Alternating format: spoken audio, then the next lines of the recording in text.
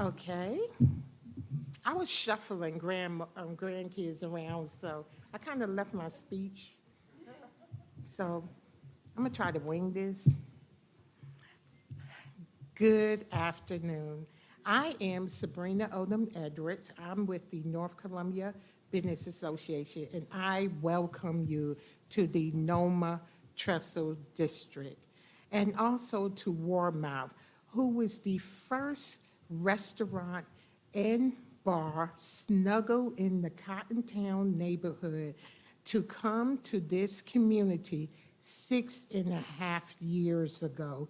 So I am very excited to welcome our mayor, our council people to this area where people pursue their dreams through the good and bad times with small businesses.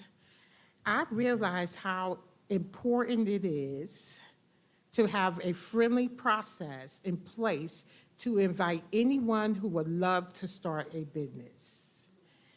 And I know how, being a small business owner myself, how it is a struggle to start your own business. So I am very excited here to hear the new plans that are going to be implemented. So anyone who wants to start a business in Columbia, in the city of Columbia, will have a friendly process to come to. So welcome you all again to the Noma Trestle District, and I hope you come back to the Warmouth this week if you have not been here, and have dinner with them. Okay? Thank you so much.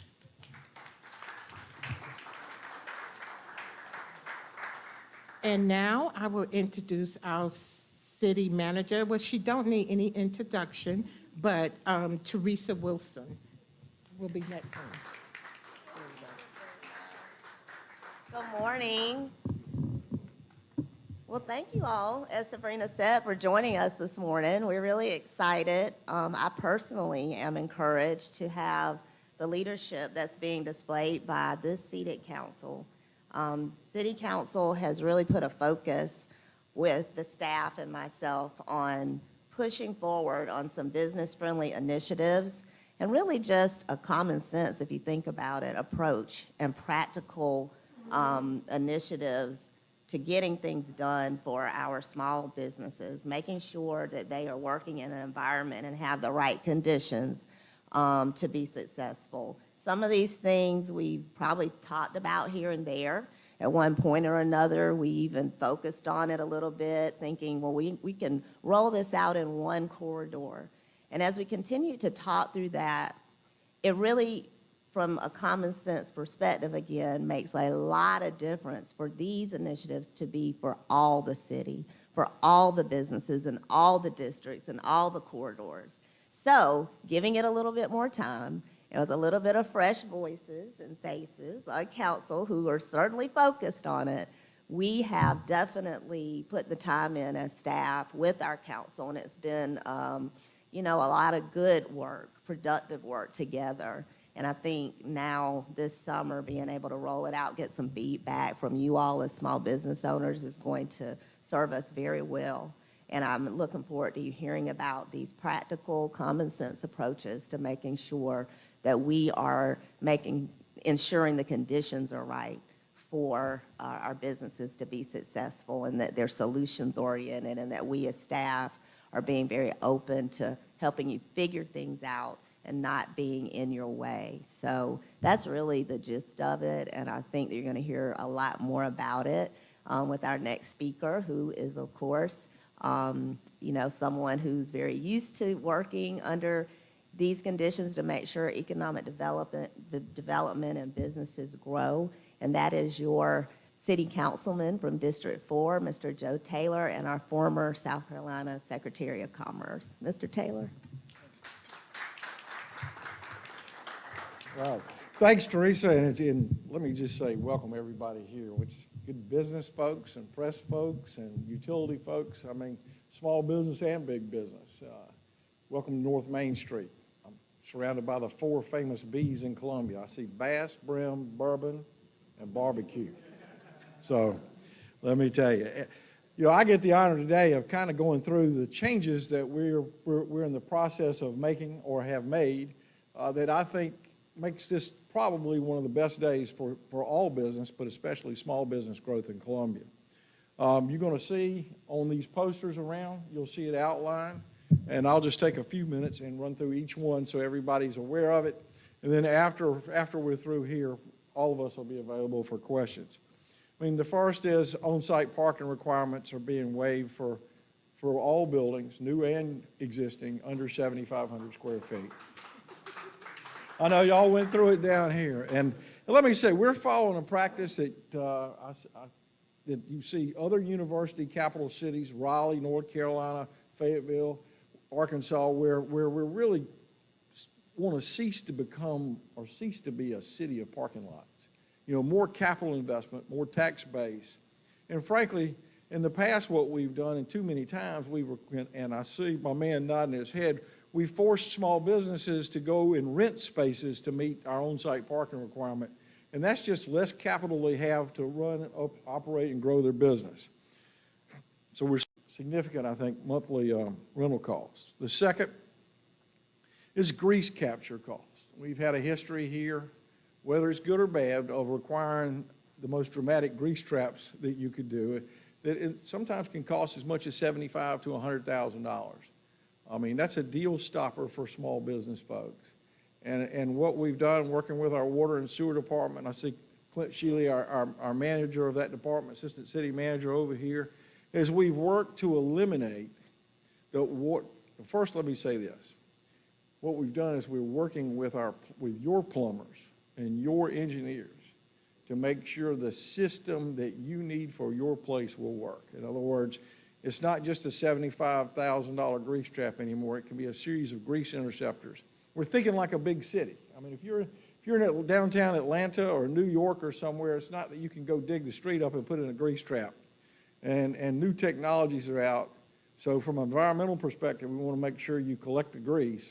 But from an economic perspective, we want to make sure it's not a deal killer for you to not be able to start your business up. Jeff Palin, raise your hand, Jeff.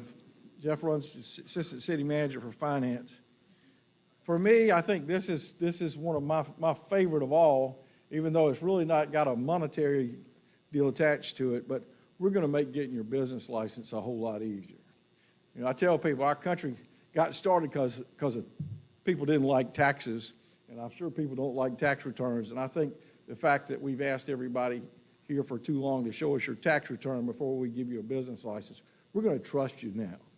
It's all, we're going to make it to where it's easy for you to get your license. You don't have to give a day or so up, and Jeff has assured us all that by this fall or by the fourth quarter that you'll be able to do everything online.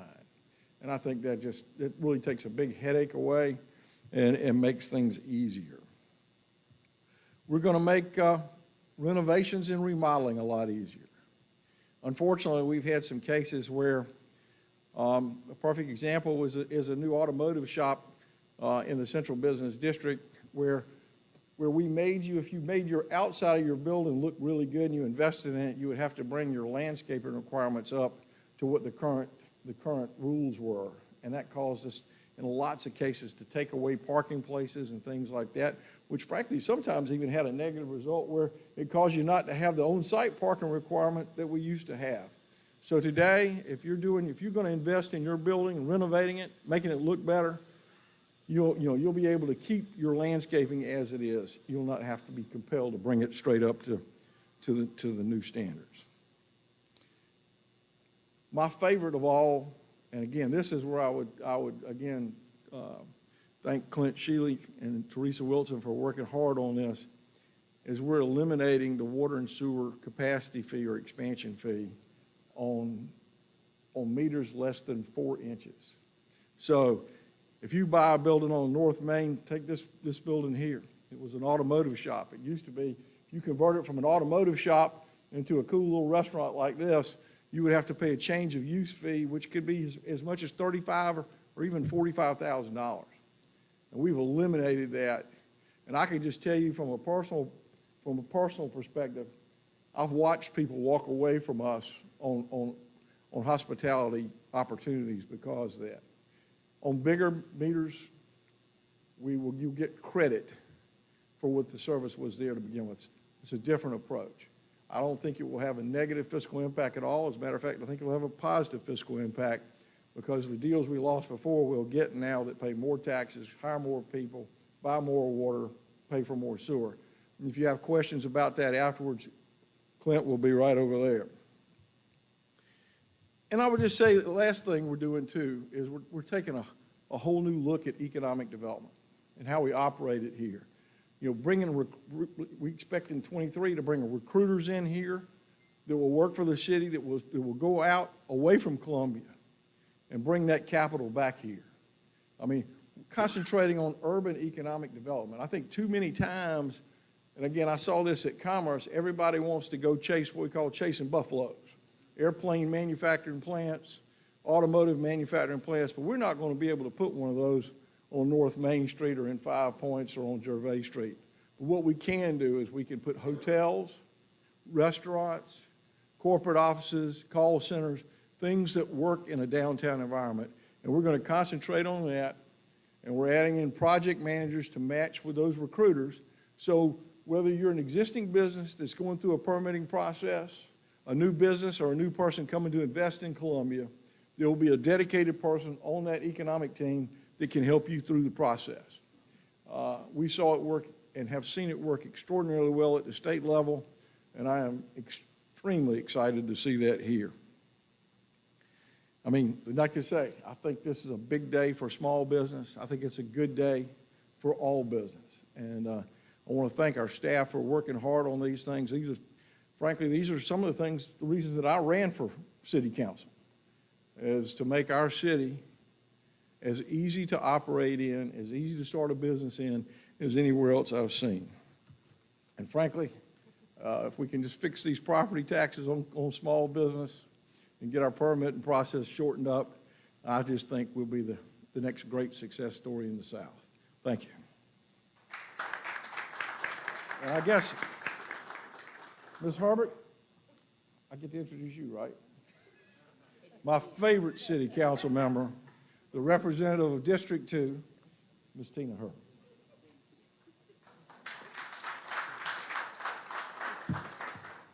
Joe, thank you for that awesome introduction. No, I'm really excited to be here. One of the first things is because this particular building, Warmouth, is a City of Columbia project from my old OBO office, but it is an example of the things that we can do with good financing and good support for great ideas and sustainability, because we don't want businesses just to start. We want them to be able to stay and be sustainable. So I'm super excited about that success. And then one thing that we know is that startup costs for small minority and women-owned businesses can be a complete barrier sometimes, or delay a project. And so by implementing the things that we're doing today, I am hoping that that will allow more small minority women-owned businesses to be able to open up, particularly along my North Main corridor. And then Sabrina, maybe to help Sabrina out with, back in the day, Sabrina used to have to bring all the complaints from the business community with NCBA. And I'm hoping that with some of the things that we're doing, you can have more fun and not bring us the complaints from the city businesses. So I look forward to working with my fellow council folks as we finalize a lot of these. Joe, great leadership on our economic and community development. I love economics because I love money, and I love community development. So this has been a pleasure working on this, and I'm excited about the future.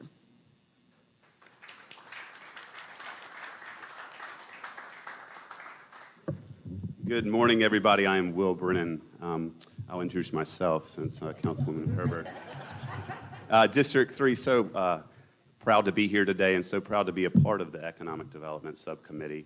A large thank you to Ms. Wilson for all your work on these initiatives, to the mayor for your leadership on these initiatives, and to my fellow council members for making this happen. But most importantly, I see our city staff huddled over there. Thank you for taking on the challenge that we put in front of you, how to make it easier to start and grow a business in our fantastic city. All signs are pointing to historic growth and population in our state, our county, and in our city. Not just recently, but in the near future.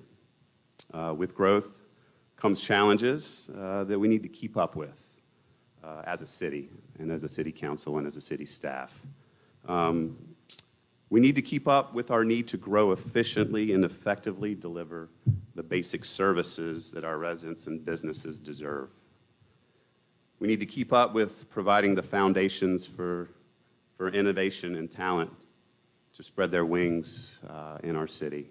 We've got so much talent in our grade schools, our tech schools, our higher education institutions. We need to continue to grow those foundations to keep that talent here to start a small business. Innovate with us here at the City of Columbia. It's tough, as mentioned earlier, to start a business in general.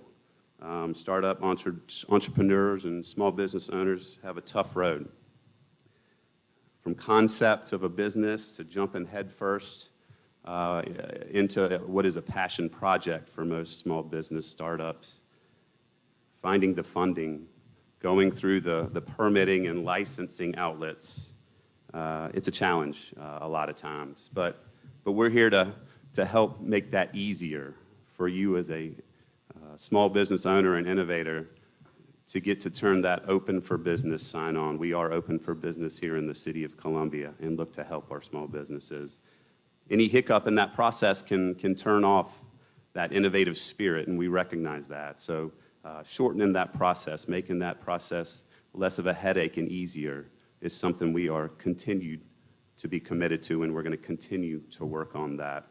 I represent District 3, though I've been to the Warmouth many times. I see a hunter-gatherer Heisey IPA up there on tap, which is a District 3 representative. We're very fortunate to have the Vista, 5 Points, Devine Street, Millwood Avenue, Rosewood Drive, and the Garner's Ferry commercial corridors in District 3.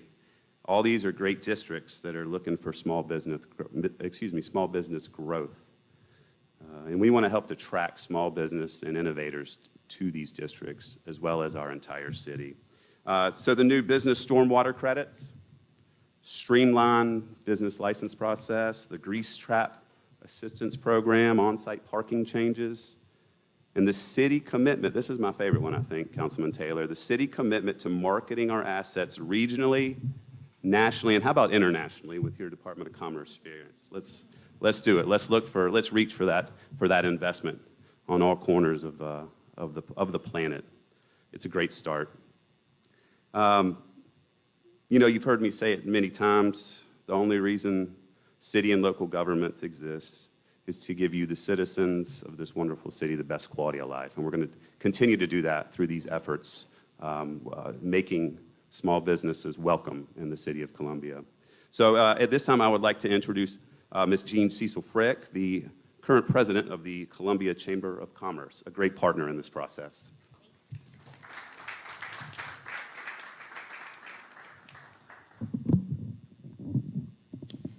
Thank you, Will. And thank you, Mayor Rickaman and members of council, for your commitment to improving policies and procedures at the city that will continue to make our community more business-friendly.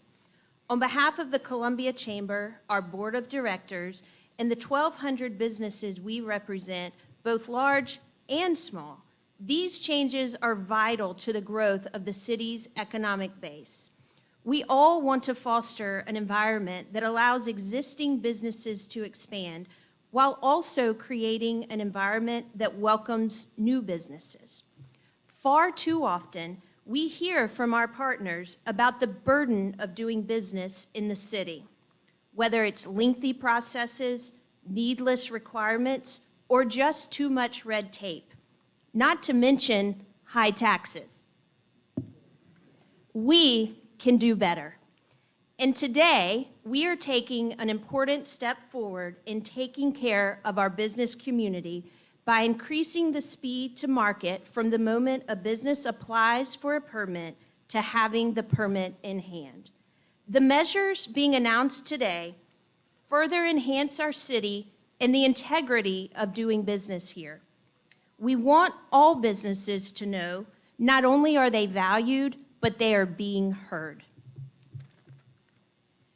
These initiatives are another reminder that the City of Columbia is open for business. We all want to see our businesses succeed. The Columbia Chamber is thrilled to see the city develop these measures on behalf of the business community, and we also want to publicly thank you for your efforts with the Tax Modernization Committee. We look forward to seeing more business-friendly recommendations come out of those efforts. Again, thank you, Mayor Rickaman, City Council, and City staff for your commitment to identifying and resolving some of the challenges of doing business in the city. We look forward to expanding our economic base by implementing these business-friendly measures announced today. On behalf of our partners and future partners, please know how much the Chamber appreciates the city's efforts to foster a more business-friendly environment. We welcome the opportunity to move our business community forward together. Thank you. And now, Mayor Rickaman needs no introduction. Thank you, Jean. Thank you, everybody, for being here. You know, it's amazing when you listen to the conversations that are going on and the excitement that's become it. Since we've started talking about more business-friendly and being open, every corner of this community I go through, I hear people excited about it. There's a new sense of energy, and we need to harvest that energy and continue to help support all these businesses. But if you think about it, we've had Swift brands located in 5 Points. We had a ribbon cutting for paint and sip right up here on the street. We have Uncle Willie's opened up. We have the Strudel on Lady Street. Then we ended up looking at all these businesses from the Falafel King on, continuing to grow. It's very exciting to go to a lot of ribbon cuttings, even though I get ribbed quite a bit about it. I love it because if you think about it, Nothing But Wings has opened up. We've had all these people who are investing and are excited, and the public supporting them. And that's the energy we want, because we are an incredible community that supports its small businesses. I'd be remiss if I didn't take this moment to thank Joe, Tina, and Will, and Teresa for all of their hard work, and of course our staff. But more so, I also need to make sure that I take a minute. Reverend McDowell's here. I want you to look behind me right now. You have all 4 districts represented here. That's how important the initiatives that we're doing is to every corner of our community, that we have every council member representing those districts here today. And I can't tell you how much I appreciate all the efforts that everybody's doing together. If it's the city staff who are all here in support, who want to make our city have a much better quality of life, more opportunity to do business and change those conditions. But I also want to make sure everybody understands that we're not done yet. This is just the beginning. We want to encourage the economic growth. We want to get more people in the city center. You know, there are other cities in our state that have upwards of 9,000 and 10,000 people living downtown. We're at about 3,000. We need to encourage more growth downtown. We need more people living, breathing, eating, living right here in downtown. But to do that, we got to still continue to focus on changes. You heard everybody talk about processes. We need to make sure that permit processing is easy and predictable. Make it real easy for us to step in. I think the part of that we have to look at, we just spent thousands of staff hours, public meetings, and huge investment in new zoning laws. We need to use those zoning laws. We need to give the staff the ability to do their job so that they can move forward. We need to take those hurdles that are still in the way out of the way so that people can easily start their business. As you remember, today's currency is time. Time is money, folks, and it is important for everybody who's trying to open a business, who's trying to make an investment, who's trying to move forward. Time is money. And then a second, we've talked a lot about modernizing our taxes. And obviously that's very important because that's the taxes on apartments, small businesses, and investments. You know, as a homeowner, we benefit from low taxes.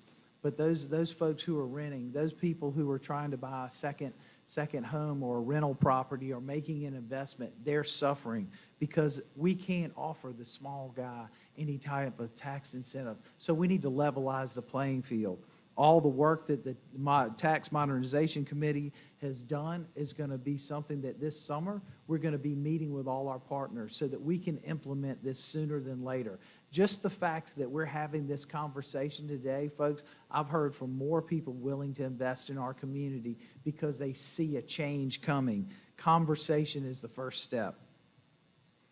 And then I think the next part we have to do, I'd be remiss if I didn't take a moment to thank Chairman Overture Walker, Vice Chairwoman Jessica Mackey, and the entire Richland County Council for not moving forward on any tax increases, for really stepping back and going, let's try to work as a community so that we can be competitive.